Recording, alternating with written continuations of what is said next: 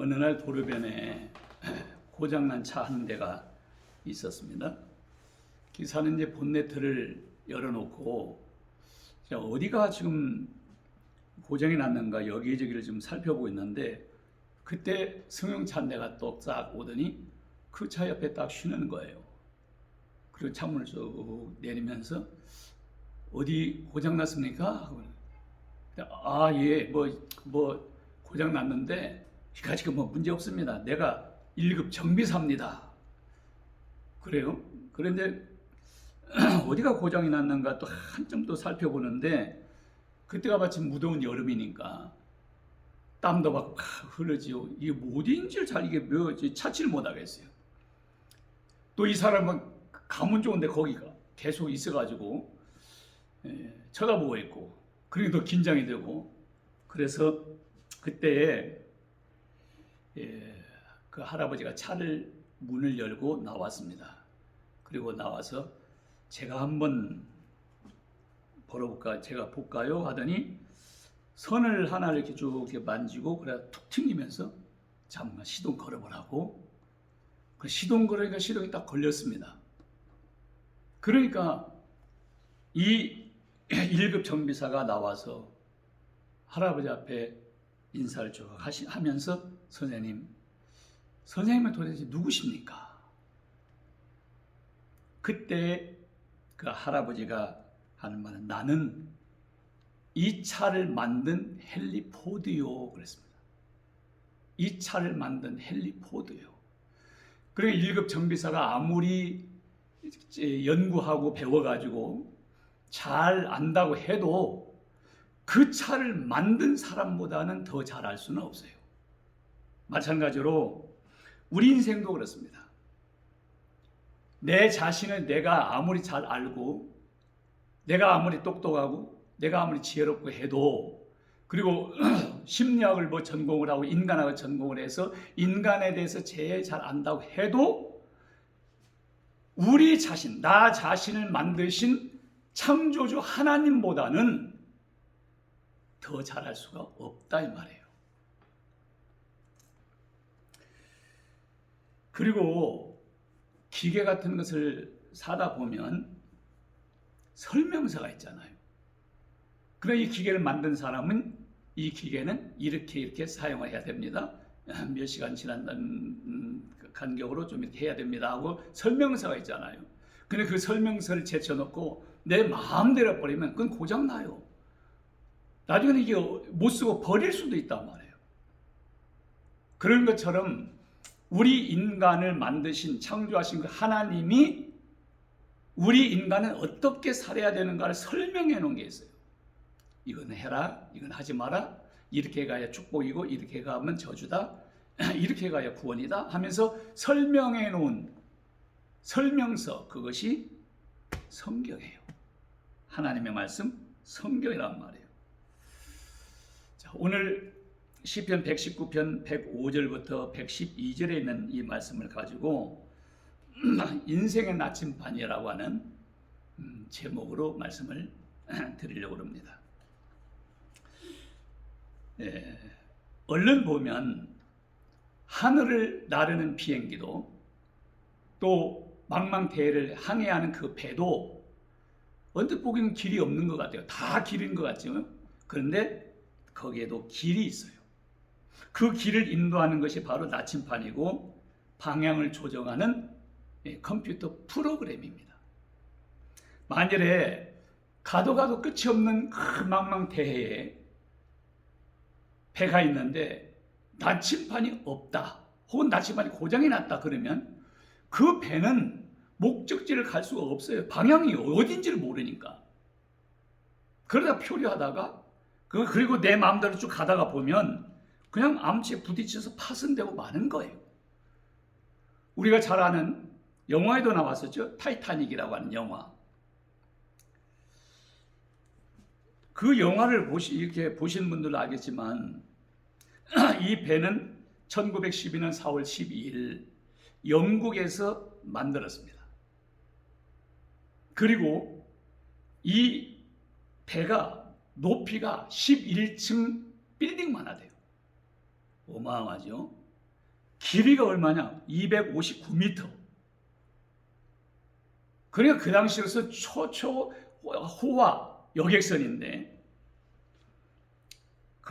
거기에 2228명이 타고 이제 영국에서 미국으로 처음 항해하는 그런 그날이었습니다.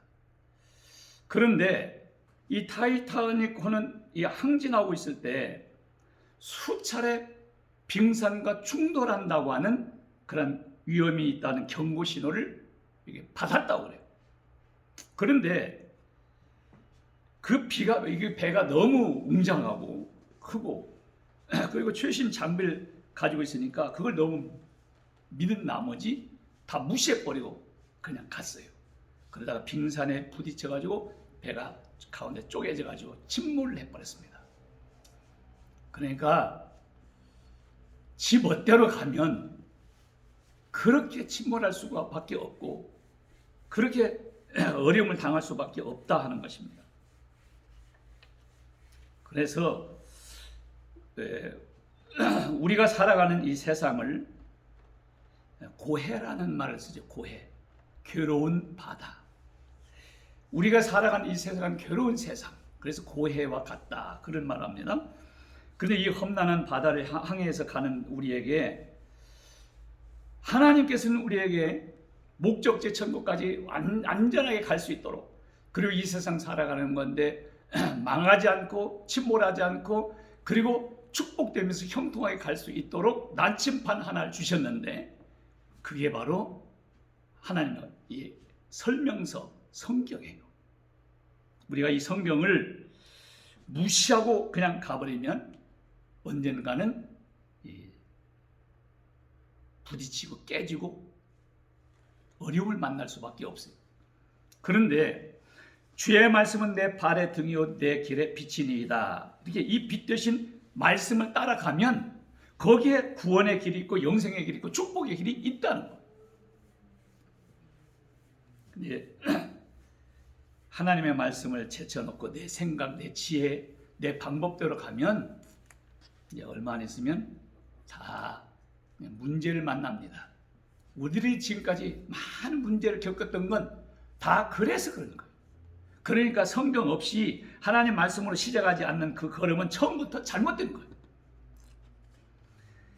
우리들의 길이 복잡하고 험악하고 어둡기 때문에 또 더욱 하나님의 말씀이 필요한 것이고, 사실상 이 세상이, 이 나라가, 교회가 이렇게 어두워지는 것은 결국 하나님의 말씀을 잘못 선포하고 하나님의 말씀을 무시하고 이렇게 하기 때문에 그렇습니다.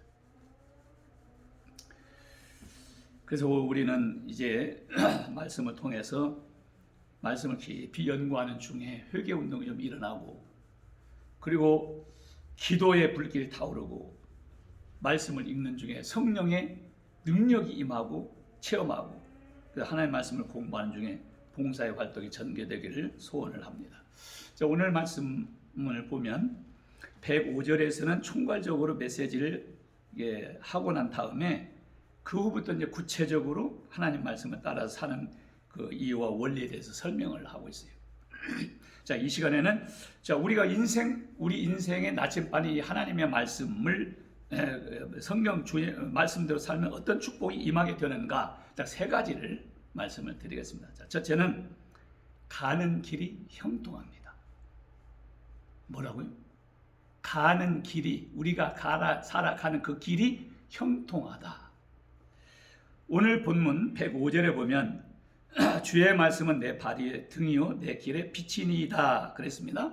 그리고 119편 그 165절에 보면 주의 법을 사랑하는 자에게는, 하나님의 말씀을 사랑하는 자에게는 큰 평안이 있으니 그 다음에 저에게 장애물이 없으리이다. 장애물이 없다. 그럼 평탄하단 말이죠. 그래서 내가 가는 그 길에 지금 깜깜한 칠흑같이 어두운 밤이라고 생각을 해보세요. 빛이 없어요. 그러면 어디가 어딘지도 분간이 안 되고 뭐가 있는지도 모르니까 그냥 가다가 보면 바위에 부딪히면 깨지고, 전봇대에 부딪혀가지고 이마가 깨지고, 돌에 부딪혀서 넘어지고, 시궁창에 빠지고 낭떠러지에 떨어지고 뭐 이럴 수밖에 없어요. 이 문제를 만날 수밖에 없어요. 그런데 만일에 빛이 말이에요. 내가 걸어가는 그 빛에 깜깜한 어두운 칠흑 같은 그런 밤이라고 해도 내가 걸어가는 한 발짝 한 발짝 뛰는데 그 앞에 뛰려고 하는 그 한 앞에 불이 등불이 비치고 비친다. 후레쉬불 이렇게 비친다. 그러면 그 빛만 따라가면 문제가 없어요. 목적지까지 잘 갈 수가 있어요. 그런 것처럼 문제가 되지 않는단 말이에요. 돌이 없다는 게 아니에요. 돌이 있어도 빛으로 비춰주면 아 여기 큰 돌이 있구나. 그러면 옆으로 돌아가면 돼요. 또 위로 넘어가면 돼요. 돌이 없어지는 게 아니라 돌이 있어도 그러니까 문제가 안 된다 이거예요. 그런데 만일에 그게 없으면 이게 등불이 없으면 어두운 밤에 조그마한 돌멩이에 발이 딱 걸려도 삐끗하면서 발이 삘 수 있고 넘어질 수 있어요. 하나님의 말씀대로 살아가면 넘어질 염려가 없다는 거예요. 망할 이유가 없습니다. 형통합니다. 내 길에 빛이다. 우리가 시편 1편을 보면 거기에 이렇게 말하죠. 복 있는 사람이 어떤 사람인가를 설명하는데 복 있는 사람은 소극적으로 말할 때 한마디로 말하면 죄를 떠나는 거예요. 주인의 길에 복 있는 사람은 악인의 꾀를 쫓지 아니하고 주인의 길에 서지 아니하고 오만한 자의 자리에 앉지 아니하고 그냥 한마디로 말하면 죄를 떠나는 거예요. 자 그리고 2절 3절에 보면 이래요. 오직 여호와의 율법을 즐거워하여 그 율법을 주야로 묵상하는 자로다. 그 여호와의 율법을 하나님의 말씀을 즐거워해서 그 말씀을 지키기 위해서 주야 밤낮으로 그 말씀을 묵상한다. 자, 이런 사람은 마치 시냇가에 심은 나무와 같이 이 나무는 시냇가에 심은 나무는 뿌리를 물에다 박고 있으니까 아무리 가물어도 다른 나무는 다 비틀어 죽어도 이 나무만큼은 잎이 푸르고 청청하고 그 다음에 꽃이 피고 열매를 맺고 시절을 쫓아 과실을 맺는단 말이에요. 그건 나무로 보면 그건 형통이지. 그런 것처럼 여호와의 말씀을 즐거워하고 주야를 묵상하는 이런 사람은 그 행하는 일이 다 형통하다. 그 행사가 다 형통하리라 그랬습니다. 하나님은 여호수아에게 이런 말씀을 했어요. 여호수아를 보면 여호수아서를 보면 이제 그 모세가 죽었습니다. 그리고 하나님이 여호수아에게 나와서 하는 말씀, 야, 내 종 모세가 죽었다. 이제 네가 지도자가 돼서 이끌고 가라.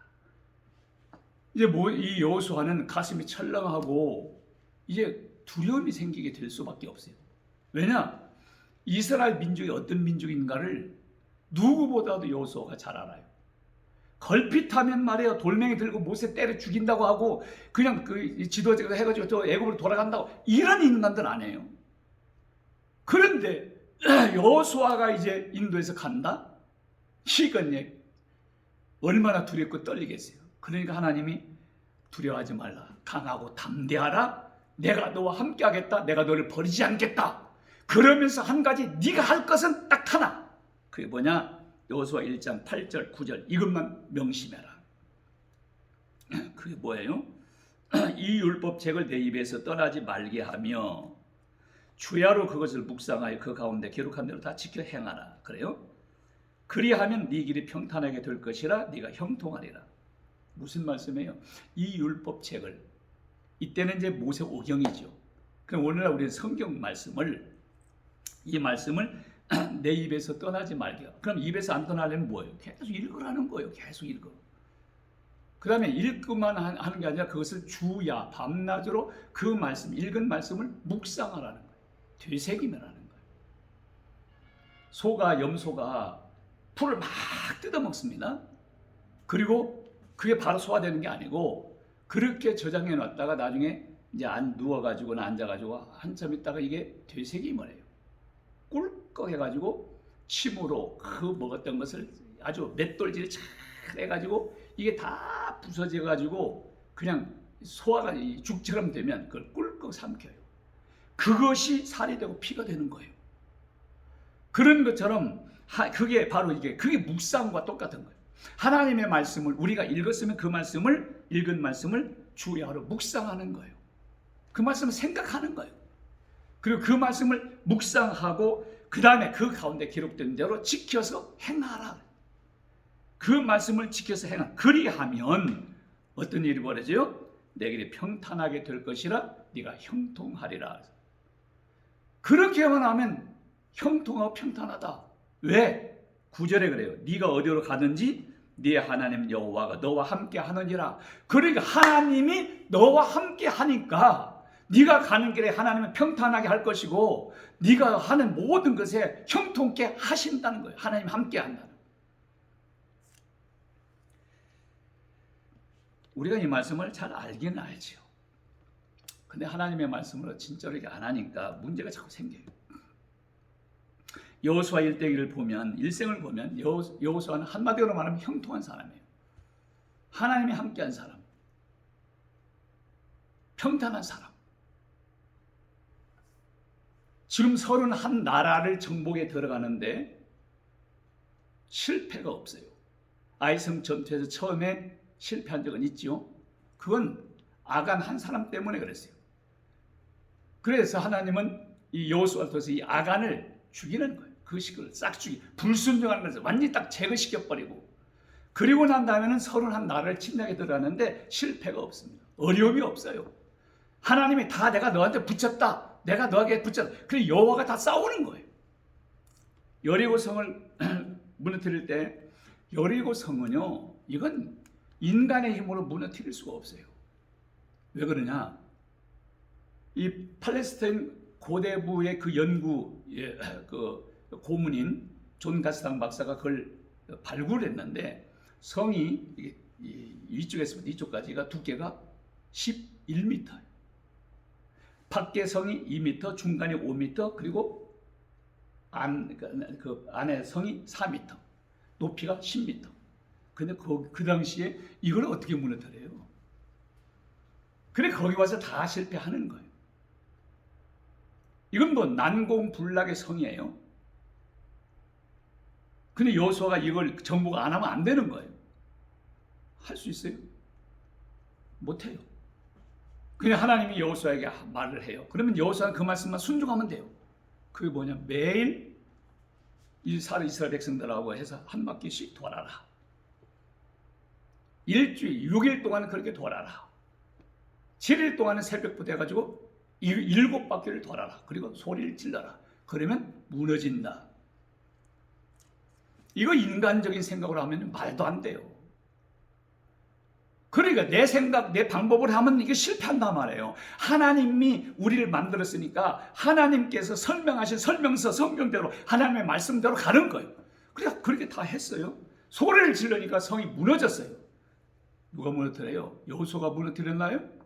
아니요. 하나님이 무너뜨려요. 여호수아는 하나님이 하라고 하는 대로만 순종하고, 무너뜨리는 것은 하나님이 싹 무너뜨려요. 그래서 31나라를 정복을 한 거예요. 그래서 31나라를 정복을 하는데 이런 경우가 있습니다. 이제 적군들이 막 도망가는 거예요. 추격해 가는데 이게 너무 빨리 도망가니까 못 쫓아간단 말이에요. 그럴 때는 하나님이 어떻게 하느냐? 하늘에서 우박덩이, 발덩이만 가서 막 사람에게 다 집어 던져가지고 다 죽여버리는 거예요. 그 성경은 어떤 식으로 표현하면 이렇게 말해요. 이스라엘 자손이 칼로 죽인 자보다도 우박으로 죽은 자가 더 많았다. 그냥 하나님이 다 그렇게 해버리는 거예요. 전쟁을 하나님이 다 치러버리는 거예요. 시간이 없어요. 시간만 있으면 다 멸하겠는데 시간이 없어요. 그러면 여호수아는 뭐예요? 태양을 향해서 태양아 머물러라 그래요. 그러면 하나님께서 그 말을 듣고 태양을 멈춰버리는 거예요. 뭐 창조하신 하나님이 멈추는 것 못하겠어요? 이건 기적이, 이런 놀라운 기적이 여호수아에 나와요. 그래 여호수아는 나침판 되시는 이 말씀, 하나님의 말씀, 설명서 같은 이 하나님의 말씀을 창조하신 그 하나님이 하라고 하는 대로 순종을 했더니 가는 길이 형통했다 하는 말이에요.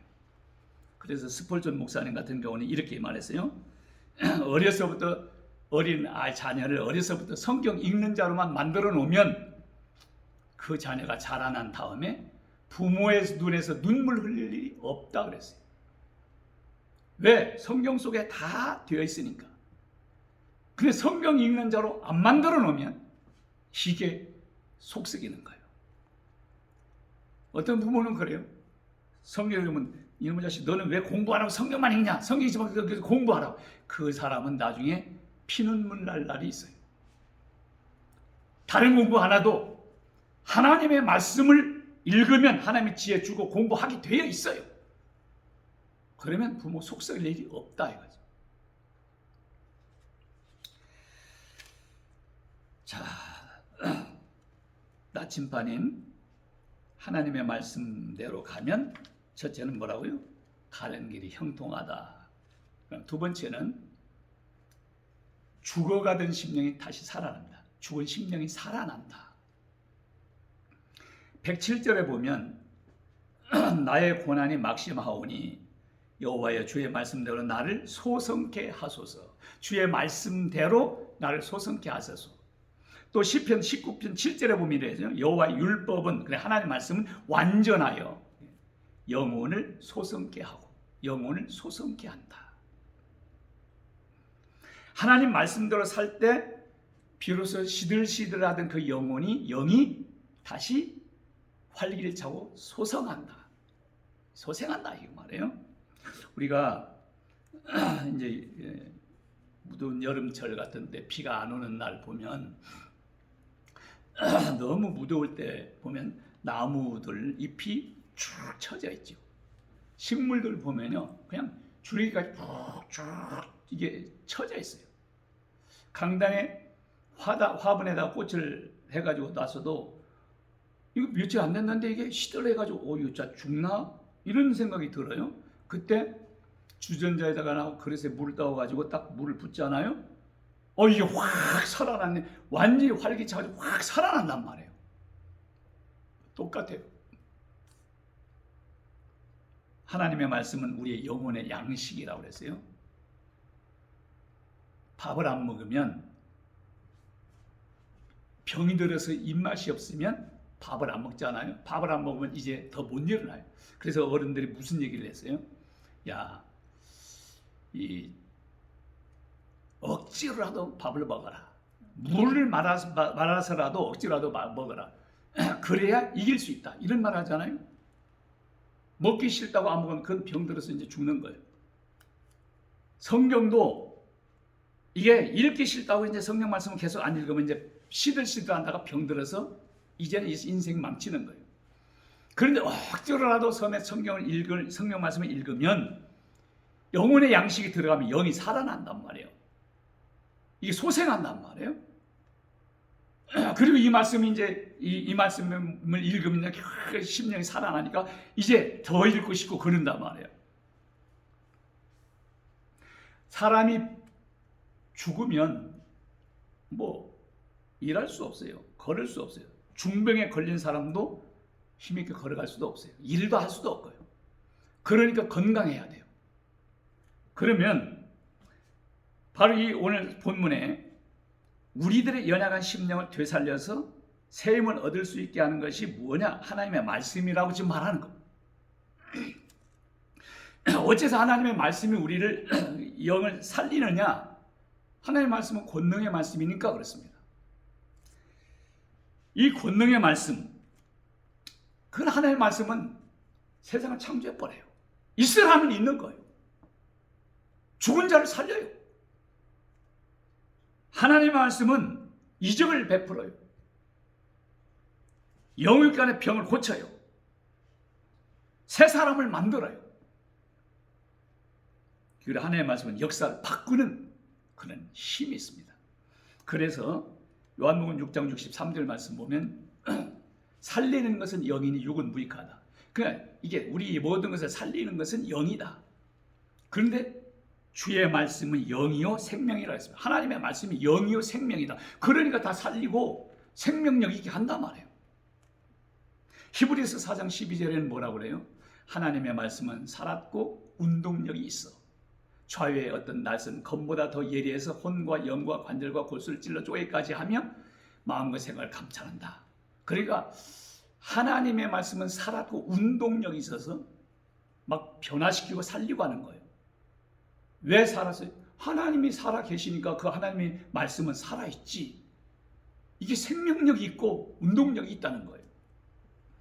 그래서 이 하나님의 말씀은 인생과 세계와 역사의 동력이 되는 거예요. 하나님의 말씀은 위대한 삶의 에너지가 된다는 것입니다. 제가 전도사 때 전도사가 되고 남들 자꾸 하나님의 음성을 듣는다고 그래가지고 나도 하나님의 말씀 좀 들어야 되겠다. 그리고 이제 처음으로 이제 기도원에 갔어요. 금식을 하러 갔습니다. 근데 이제 금식 기도를 갔는데 교회로 안 들어가고 저는 굴로 들어갔는데 그때는 굴이 없으니까 거기는 굴이 없어요. 그 기도는 이 도라묵 깡통 있죠.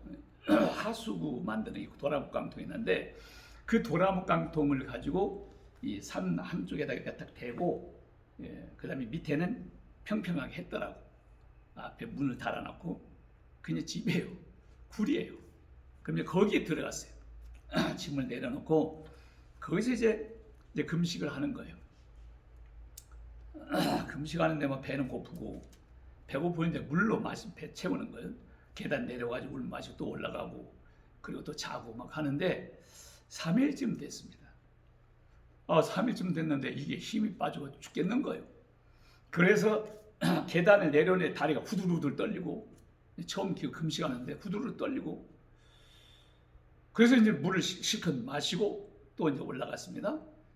그리고는 이제 힘도 없고 하니까 에이 모르겠다 그냥 자자 하고 그냥 그래서 푹 잤어요. 자고 일어나니까 이게 힘이 더 빠지는 거예요. 그런데 그때 내 생각이 뭐냐면 내 한계는 여기다. 내가 할 수 있는 건 3일이다. 이제부터 내 힘으로는 안 되니까 이제 하나님을 의지해서 이제 하자. 그리고는 무릎을 꿇고 하나님의 말씀을 읽기 시작했습니다. 로마서를 읽었어요. 로마서를 가지고 큰 소리로 로마서를 1장부터 쫙 읽었습니다. 근데 읽었는데 그때에 뭐 귀로 들리는 것도 아니에요. 뭐 위에서 이제 하나님의 어떤 음성이 들리는 것도 아니고 표현할 수 없는 어떤 깊은 이 내면에서 음성이 들리는데 성경이 하나님의 말씀이다 그러는 거예요. 성경이 하나님의 말씀이다. 아니 내가 성경이 하나님의 말씀인 걸 내가 몰라요. 나는 초등학교 때부터 성경이 하나님의 말씀이라는 걸 의심해 본 적이 없어요. 근데 이제 그렇게 지식적으로 말았던 모양이에요. 성경이 하나님의 말씀이다. 그러니까 하나님의 말씀 음성이 자꾸 들으려고 하지 말고 성경이 하나님의 말씀이다. 이게 하나님의 말씀이다. 그걸 3일 하고 그 응답을 받아버리니까요. 더 이상 하고 싶지가 않더라고. 그래서 내려왔어요. 자, 그리고 성경을 읽는데 성경을 읽으면 내가 살아나는 거예요. 영이 막 살아나는 거예요. 바쁘거나 그럴 때 성경을 못 읽고 기도 생활을 못 할 때 그러면 이제 막 이게 곤고하지 않아요. 전도사니까 설교를 해야 되니까 설교를 해야 되는데 그러면 이제 설교를 하려고 하다가 뭐 할까? 성경을 뒤적 하는데 이게 나오지도 않아요. 근데 해야 되니까 이제 억지로 이제 뭐 끼워 맞추고 막 이 책 저 책 봐가지고 또 하죠. 그런데 그런 곤고할 때 성경 말씀을 큰 소리 내가지고 읽으면 영이 막 살아나면서 하나님의 말씀이 그때 막 성령의 역사가 막 강하게 오는데 하나님의 말씀이 막 이게 막 말씀이 오는 거예요. 그러니까 그때 얼른 수첩이나 이런 데다가 성경 본문하고 성경 구절하고 딱 써놓으면 나중에 설교할 때 그것만 보면 되는 거예요. 그때 생각이 하나님의 말씀은 영혼을 소성케 한다고 하는 것이 이런 거구나. 그래서 성경만 읽으면 이제 소생이 돼요. 그러다가 이제 목사가 됐습니다. 목사가 됐는데 한 번은 제가 어느 목사님에게 테이프를 딱 듣다가 보아가 듣는데 그 목사님의 설교 속에 뭐가 나오냐면 그 부산에 가면 배경희 목사님이 계신다는 거예요. 그때 그리고 이제 고려파 중에서도 이 백파라고 하는 그게 있습니다. 근데 그 배경희 목사님이 그 교회 아마 이 목사님이 3개월 동안 이렇게 나갔었는 모양이에요. 그랬더니 설교 가운데 강조하는 것이 성경을 정말 하나님의 말씀으로 믿어라. 성경이 하나님의 말씀이다. 왜 성경을 진짜 하나님의 말씀으로 안 믿냐? 이렇게 호통을 치는 그런 설교 했다는 거예요. 내가 그 소리를 듣는데 그 테이프를 통해서 그렇게 말했다는 그 말을 듣는데 또 내 속에서 이제 하나님의 음성이 이제 그거예요. 왜 내가 성경을 하나님의 말씀으로 못 믿고 있을까 하는데 통곡이 나오는데요. 난 이상한 거지. 이게 얼굴은 괜찮고 난 눈물이 안 나. 그런데 내 속에서 이게 내 영인 것 같아. 내 영이 통곡을 하는데 왜 내가 성경을 진짜 하나님의 말씀으로 안 믿고 있을까? 이게 세 차례 막 통곡이 나오는 거예요. 그 다음부터 어떤 일이 벌어지냐면 성경 말씀을 읽고 어느 때는 성경을 가르칠 때도 잘 아는 건 그냥 건너뛰었어요. 그냥 복음서 같은 경우는 잘 아는 것도 복음이 굉장히 중요한데도 복음인데도 이것만 다 아는 거니까 그냥 건너뛰었단 말이에요.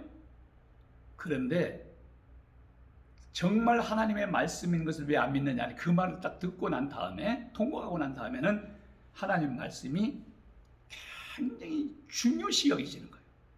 다 알아도 소용이 없어요. 그 말씀 하나님이라고 하니 하나님이라고 하니 이 단어 하나만 해도 막 뭉클하고 그 감격이 오고 그래요. 그래서 내가 하나님의 말씀을 하나님의 절대 주권을 오랫동안 가르쳤는데 다른 사람들이 그 하나님의 주권을 공부를 하면 어떤 사람이 이런 얘기예요. 목사님의 성경 공부는 한 6개월만 하면 다 그 말이래요. 그냥 시시하게 생각해가지고 이제 안 하려고 그러는 거예요. 이 사람은 100% 하나님의 말씀을 안 믿는 사람이에요. 그 사람에게는 아무것도 안 일어나요. 그런데 하나님의 말씀으로 해서 이런 사람이 있어요. 그러면서 막 그 말씀에 감격이 나와가지고 감동.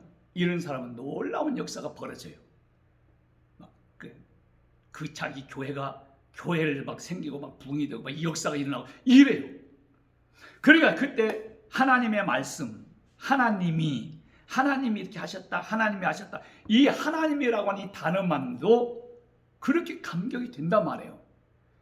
진짜 성경 하나님의 말씀으로 믿으면 그게 될 수밖에 없지. 어떻게 자꾸 들었다고? 그러니까 세상 학문으로 지식으로 공부하면 아무 소용이 없어요. 우리의 인생의 나침반에는 하나님의 말씀대로 살면 죽었던 영이 살아난다. 시들시들한 영이 다시 심령이 살아난다 하는 말씀입니다. 마지막 세 번째는 환난 중에도 승리하게 된다 하는 것입니다. 환난 중에도 승리하게 된다. 오늘 본문 109절에 보면 나의 생명이 항상 위경에 있사오나 주의 말씀을 잊지 아니하였나이다. 110절에도 악인이 나를 해하려고 올무를 놓았사오나 나는 주의 법도에서 떠나지 아니하였나이다. 자, 이 말이 나와요. 자, 그럼 여기에 나의 생명이 항상 위경에 있다. 나를 해하려고 올무를 놓았다. 이건 뭐예요? 이건 온갖 위험과 환난 중에서도 이 말이에요. 그런 중에서도 하나님 말씀을 잊지 않고 떠나지 아니했다. 이렇게 시인은 고백을 하고 있어요. 왜? 그것이 승리의 길이니까. 환난 중에도 온갖 위험 중에도 그게 승리케 할 수 있는 하나님이 하시는 일이니까 말씀을 놓지 아니했다. 그랬습니다. 우리가 다윗을 한번 볼까요? 다윗은 골리앗을 쳐 죽이고 또 승리하고 돌아왔을 때 여인들이 나와서 막 환영을 하는데 사울이 죽인 자는 천천히고 다윗은 만만이다 이렇게 하는 거예요. 그러면 사울이 딱 듣다 보니까 이것들 봐라. 다윗을 나보다 더 높여? 그러면 이 다윗이 왕이 되는 것밖에 더 있냐? 그래서 사울이 이제 다윗을 죽이려고 그러는 거예요. 뭐 사위가 사위이고 나라를 건진 이순신 장군 같은 막 충신하네요. 그럼 얼마나 고맙게 생각하고 귀하게 생각해야 되는데 그날부터 죽이려고 그러는 거예요. 계속 죽이려고 이제 군대를 다 풀어가지고 다 죽여라. 자기가 직접 나섭니다. 방방곡곡 산이고 들이고 막 이렇게 계속 샅샅이 뒤져요. 그런데 같은 굴 속에 있는데도 못 죽여요. 같은 골짜기에 있으면서도 찾지를 못해요. 왜? 하나님이 붙이지 않았다 그래요. 보세요. 사무엘상 23장 14절에 보면 다윗이 황무지 요새에 있었고 또 10황무지 산골에도 유하였으므로 사울이 매일 찾되 그 다음에 하나님이 그를 그의 손에 붙이지 아니하시니라. 누가요? 하나님이 누구를? 다윗을 누구 손에? 사울의 손에 안 붙이는 거예요. 그러니까 사울이 아무리 군대를 다 동원시키고 자기가 쫓아다니고 별짓 다 그 이스라엘 땅덩어리 해봐야 그 얼마나 돼요 그거. 그런데 아무리 찾아도 하나님이 안 붙이니까 못 잡는 거예요. 그럼 다윗은 어떤 자였느냐? 다윗은 하나님 말씀대로 사는 자였어요. 사무엘상 24장에 보면 그래요. 엔게리 황무지에 있을 때 같은 굴 속에 사울이 들어왔단 말이에요. 뭐 어떤 사람은 대변 보기 위해서 들어왔다, 어떤 사람은 잠자기 위해서 들어왔다 그러는데 이 환경을 보면 대변 보고로 하면 속에서 아무리 소리 없이 걸어온다고 해도 그걸 모를까? 그리고 옷자락을 베는데 그걸 모를까? 잠이나 잠 몰라도 하여튼 뭐 그게 중요한 게 아니니까 옷자락을 뱄어요. 죽여버릴 수도 있지, 목을 딱 잘라버릴 수도 있지. 그런데 그 옷자락을 벤 것 그것만 가지고도 마음이 괴로워서 하나님 앞에 막 마음이 찔려가지고 이런 말이에요. 내가 손을 들어서 하나님께서 기름 부은 받은 내 주를 치는 것은 여호와의 금하시는 것이다. 하나님이 기름 부은 종을 죽이거나 멸하는 것은 하나님이 금하고 있는 것이다. 그런데 내가 이 옷자락을 뱉다는 거예요. 그러면서 그 자기 편 자기 사람들에게도 금해가지고 사울을 해하지 못하게 해요. 그러니까 하나님의 말씀 지키기 위해서 그 사람은 나를 계속 죽이려고 쫓아다니는데 그거 한 번 죽여버리면 끝나는데 근데 하나님의 말씀 지키기 위해서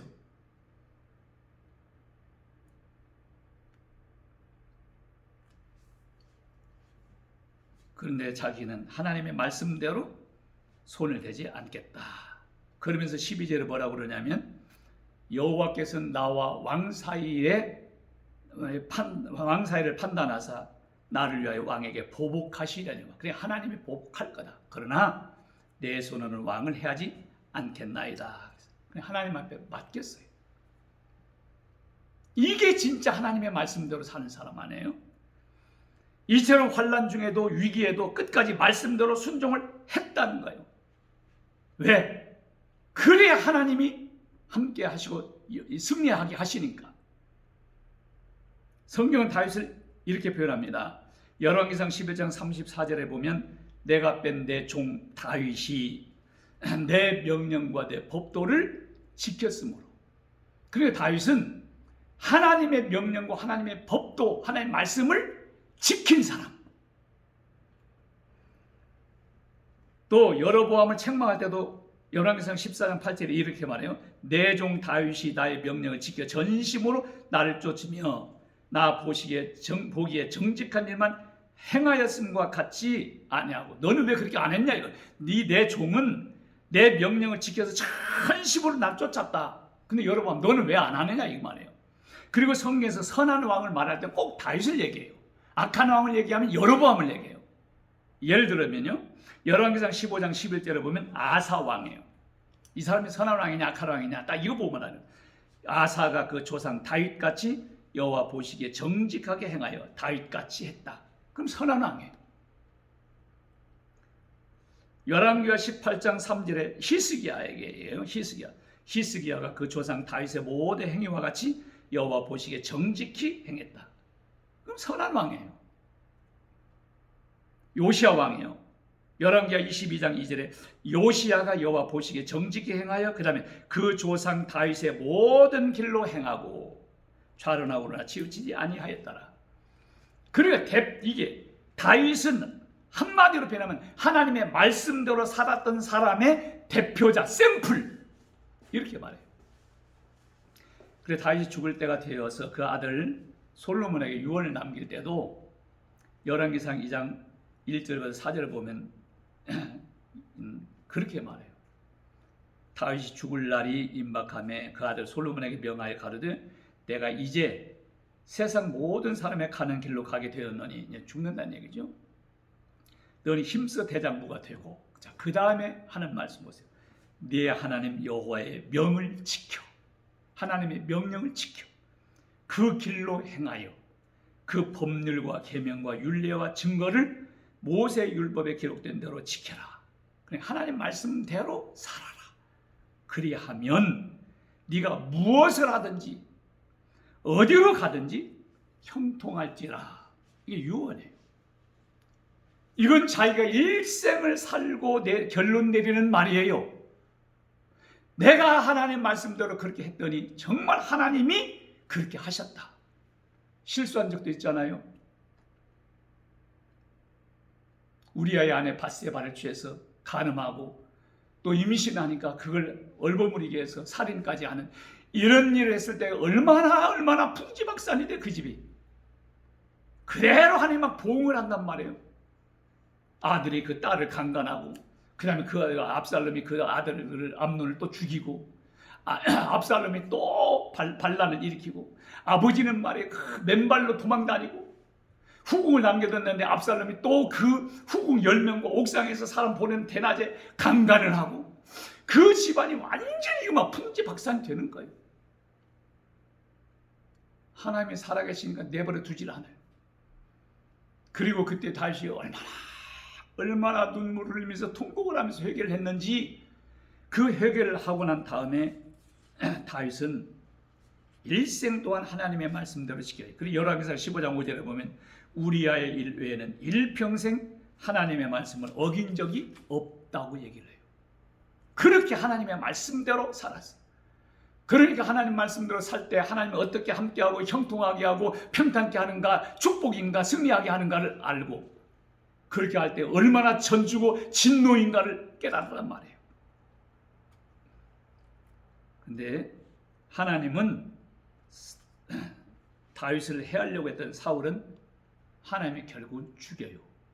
그래, 환란에서 죽여서 승리하게 만들어요. 다윗을. 그래서 다윗을 왕으로 세워요.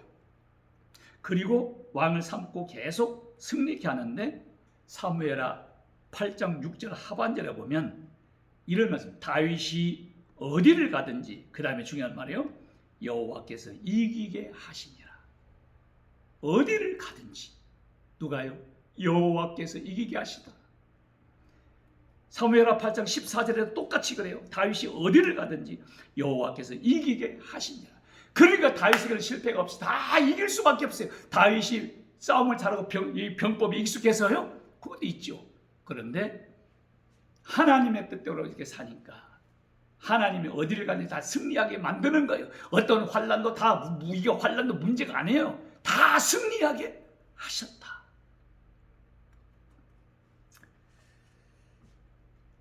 더 하나님 말씀대로 살면 유익이 얼마든지 많지만 이제 말씀을 마치겠습니다. 하여튼 나침판에 하나님의 말씀을 제쳐놓고 자기 마음대로 놀쳐가면 반드시 암초 만나고 파산된다는 것을 잊지 말아야 될 것입니다. 우리가 하나님의 말씀을 제쳐놓고 내 마음대로 살면 지금 평탄한 것 같지만 언젠가는 반드시 문제가 생겨요. 요나가 배를 지어 갔을 때 이게 한 가운데까지 갈 때도 괜찮았죠? 가운데다 집어넣고 도망가지도 이러지도 못하게 해놓고 풍랑 일으키는 거예요. 그게 내가 죄를 짓고 가는 데다 평안하다? 좋아하면 안 돼요. 이제 가운데다 집어넣고 이러지도 못하고 저러지도 못하고 할 때가 있을 거예요. 그러나 그때라도 회개하고 철저하게 하면 하나님이 다시 기회를 주신다는 것도 기억을 하셔야 됩니다. 우리가 하나님의 말씀대로 살면 가는 길이 형통하다. 두 번째는요, 죽은 심령이 살아난다. 세 번째는요, 환난 중에도 승리케 하신다 하는 말씀. 그래서 다윗은 어떤 결론을 내린 줄 알아요? 이렇게 결심합니다. 우리도 이런 결심을 해야 될 거예요.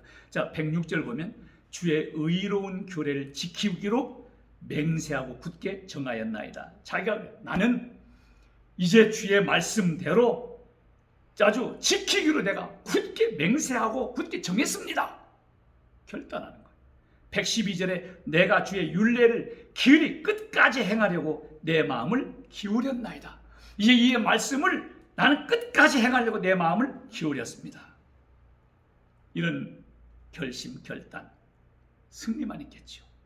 이런 은혜가 있기를 저도 여러분도 그렇게 되기를 예수님의 이름으로 축원합니다.